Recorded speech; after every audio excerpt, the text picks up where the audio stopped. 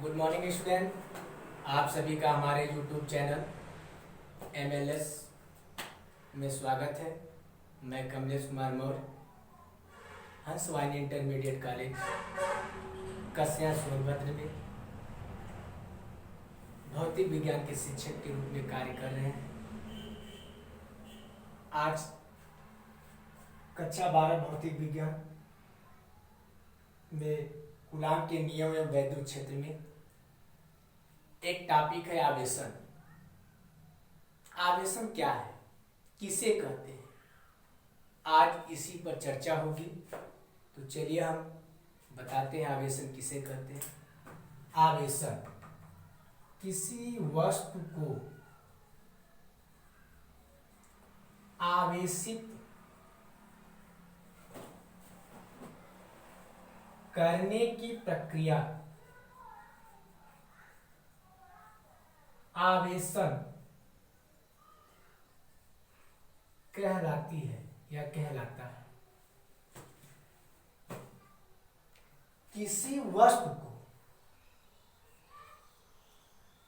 वस्तु को आवेशित करने की प्रक्रिया आवेशन कहलाती है। अब किसी वस्तु को चार्ज करना आवेशन कहलाता है।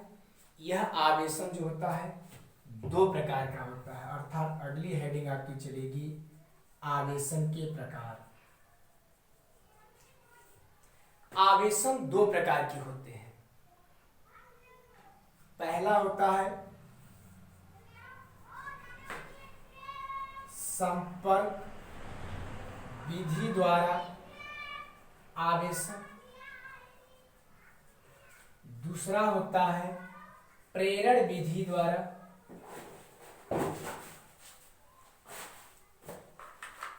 आवेशन। संपर्क विधि द्वारा आवेशन और प्रेरण विधि द्वारा आवेशन जो कूलाम के नियम में होता है, उस संपर्क विधि के द्वारा आवेशन को पढ़ा जाता है। अर्थात स्थिर वैद्युतिकी जो इकाई है, उस इकाई के अंतर्गत हमें संपर्क विधि द्वारा आवेशन पढ़ा जाता है। यह संपर्क विधि द्वारा जो आवेशन है, यह दो प्रकार से किया जाता है। पहला घर्षण के द्वारा आवेशन, दूसरा चालन के द्वारा आवेशन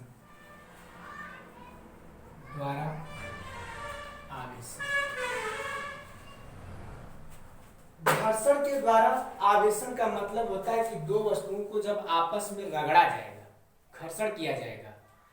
और चालन का अर्थ होता है कि जब दो वस्तुओं को किसी चालक तार के माध्यम से जोड़ दिया जाए। तो आज इसी घर्षण के द्वारा आवेशन का हम चर्चा करेंगे, जिन्हें हम प्रायोगिक उदाहरणों के द्वारा कुछ देखेंगे कि घर्षण के द्वारा आवेशन कैसे उत्पन्न होता है। घर्षण के द्वारा आवेशन का आज हम अध्ययन करेंगे। इसमें होता क्या है, जब दो वस्तुओं को आपस में रगड़ा जाता है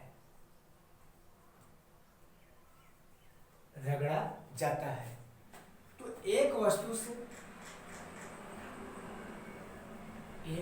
से इलेक्ट्रॉन निकल कर दूसरी वस्तु पर चला जाता है।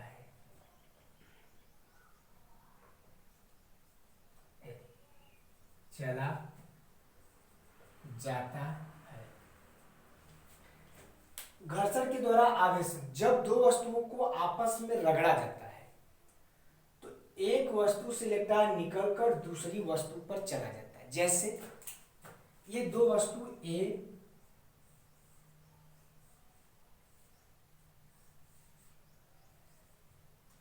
और दूसरी B है, इन दोनों को आपस में रगड़ा जाता है। जब इन दोनों को आपस में रगड़ा जाता है तो मान लेते हैं कि ए से इलेक्ट्रॉन निकलकर बी पर चला जाता है, तो ए से निकलकर इलेक्ट्रॉन बी पर चला जाता है, मतलब ए धनावेशित हो जाएगा और बी ऋणावेशित हो जाएगा। चालक ए से या वस्तु ए से जितने इलेक्ट्रॉन निकलेंगे उतने ही इलेक्ट्रॉन चालक बी पर या वस्तु बी पर जाएंगे। अर्थात इस प्रक्रिया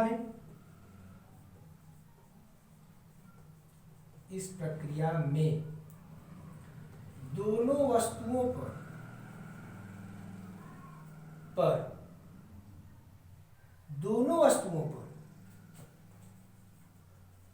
आवेश के परिमाण बराबर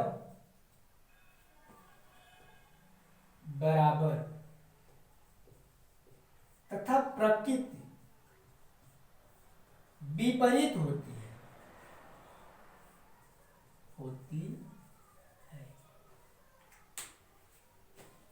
जब आप एक पहला उदाहरण हो गया, दूसरा उदाहरण देखिए। ये कोई धागा है,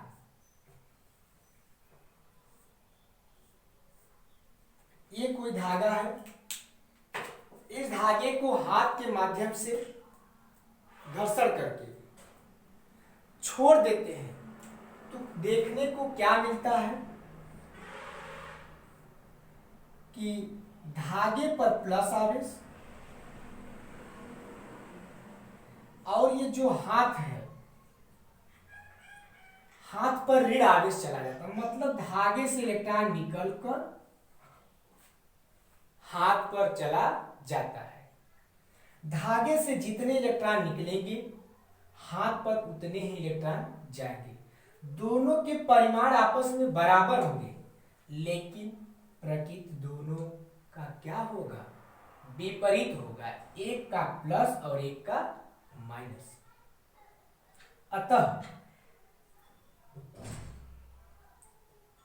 आप प्रेक्षण के दौरान यह भी देखेंगे कि ये धागा एक दूसरे को प्रतिकर्षित करेगा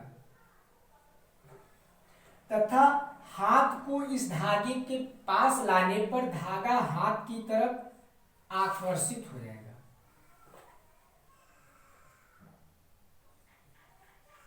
आकर्षण होगा। इससे क्या निष्कर्ष निकला कि समान प्रकार के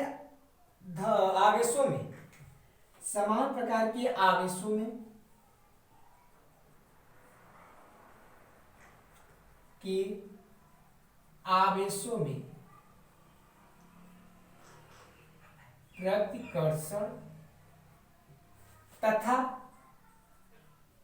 विपरीत प्रकार के आवेशों में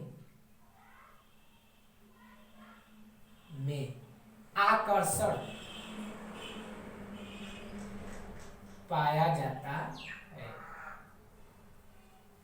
विपरीत प्रकार के आवेशों में आकर्षण पाया जाता है और समान प्रकार के आवेशों में प्रतिकर्षण पाया जाता है। अब हम संपर्क विधि द्वारा आवेशन में जो दूसरी विधि होती है चालन विधि द्वारा आवेशन, इस पर हम अध्ययन करेंगे। चालन विधि द्वारा आवेशन के लिए एक आवेशित वस्तु को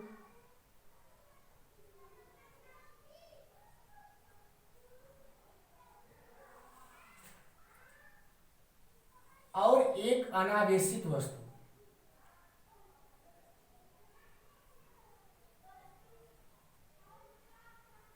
ये आवेशित वस्तु है, एक तार के माध्यम से जोड़ दिया जाता है। तो होता क्या है कैसे इससे आवेश इस पर जाते हैं। तो एक हम यहाँ उदाहरण आपको समझाएंगे। अगर इस उदाहरण को आप समझ जाएंगे तो इसमें भी आप बहुत अच्छी तरह से समझ लेंगे कि हाँ, चालन विधि द्वारा आवेश किधर से किधर स्थानांतरित होता है। ये दो टंकी हैं। एक टंकी की ऊंचाई h1 है पृथ्वी तल से, और एक टंकी की ऊंचाई पृथ्वी तल से h2 है। दोनों टंकी में पानी भरे हैं।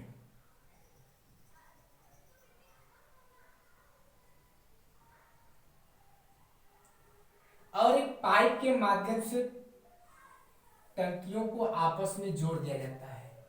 तो आप क्या देखते हैं,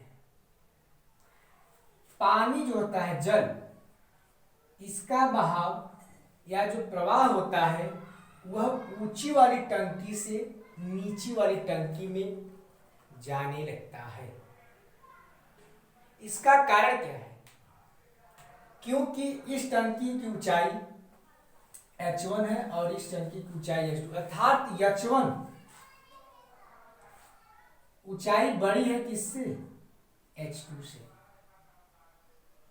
इसका लेवल अधिक है और इसका लेवल कम है, जिसके कारण h1 टंकी में से पानी h2 टंकी या h2 ऊंचाई पर जो टंकी रखी गई है उसमें प्रवाहित होती है।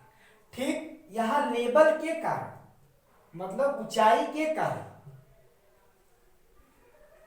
द्रव का प्रवाह हुआ एक टंकी से दूसरी टंकी में।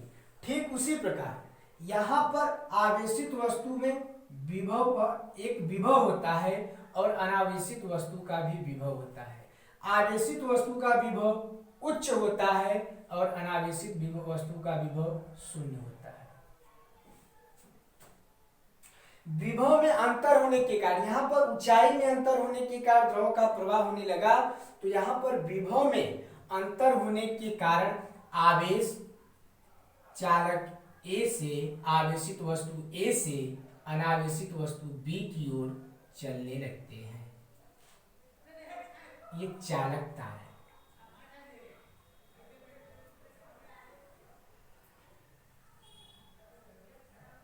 जब तार के माध्यम से आवेश चलने लगते हैं तो इस अनावेशित वस्तु पर चारों तरफ आवेश एक समान रूप से वितरित होने लगते हैं। अब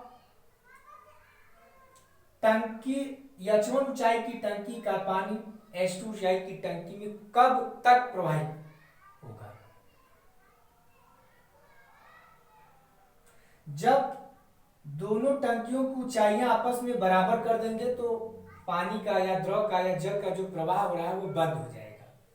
ठीक उसी प्रकार यहां पर हमने h1 और h2 को जब आपस में बराबर किया तब पानी का प्रवाह बंद हो गया। ठीक उसी प्रकार चालक ए और चालक बी, अनावेशित बी वस्तु जो है, इनके विभव आपस में बराबर हो जाए, इनके विभव आपस में क्या हो जाए?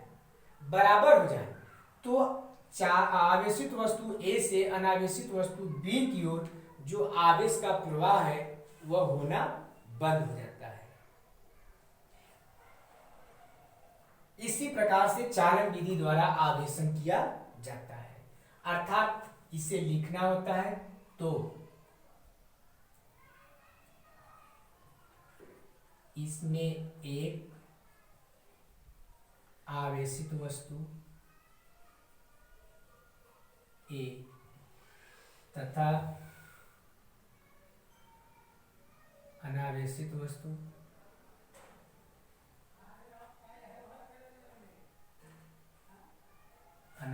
वस्तु बी को चालक तार के माध्यम से जोड़ दिया जाता है। दूसरा पॉइंट क्या मिलेगा आपको? चालक ए और अनावेशित वस्तु बी पर, ए व बी पर समान प्रकृति के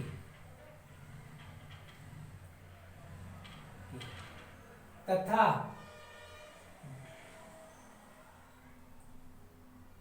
भिन्न परिमाण के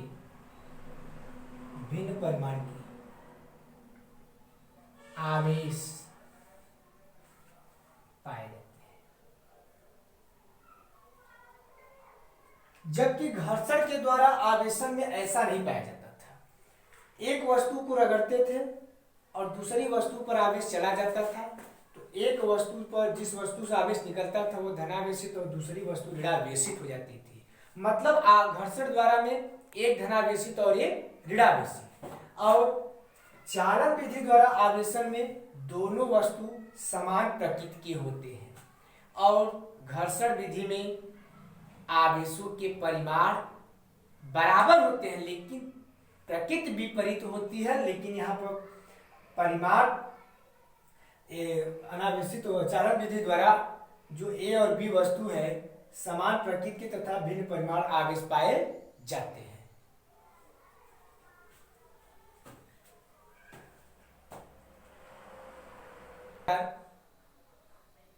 आपका संपर्क विधि द्वारा आवेशन समाप्त होता है। यदि आप लोगों को यह वीडियो अच्छा लगे तो आप लोग सब्सक्राइब और शेयर करना ना भूलें।